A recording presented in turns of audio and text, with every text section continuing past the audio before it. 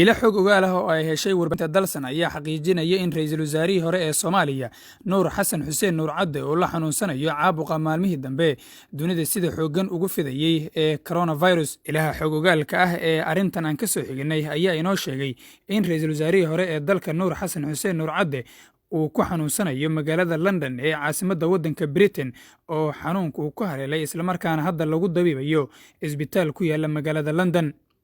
muddo 3 ilaa 4 maalin ayuuna ra'iisul wasaare Nuur Cade uu u xanuunsan yahay cudurka coronavirus sida ay noo xaqiijiyeen xubno ka mid ah ehelkiisa, siyaasiyiin iyo mas'uuliyiin kala duwan oo qaarkood ku sugan dalka Britain. ra'iisul wasaaraha xukuumadda federaalka ah ee Soomaaliya Xasan Cali Kheyre ayaa war uu soo saaray waxa uu kaga hadlay xaaladda ra'iisul wasaare Nuur Cade waxaana uu u rajeeyay caafimaad isagoo sheegay in xukuumad ahaan ay garab taagan yihiin. waxaan alla kaga baryeynaa in uu caafimaad degdeg ah uu siiyo ra'iisul wasaarihii hore ee dalka mudane Nuur Xasan Xuseen Nuur Cade oo ku xanuunsan London. waxaan qadka taleefanka kula hadlay qoyskiisa anigoo gaarsiiyey in dowladda iyo shacabka Soomaaliyeedba ay garab taagan yihiin ayuu yiri ra'iisul wasaare Xasan Cali Kheyre.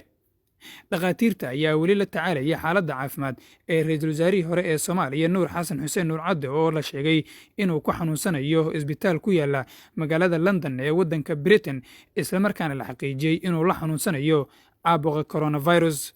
maxamed cabdi xasan iidle raadiyaha telefishinka dalsan magaalada Muqdisho.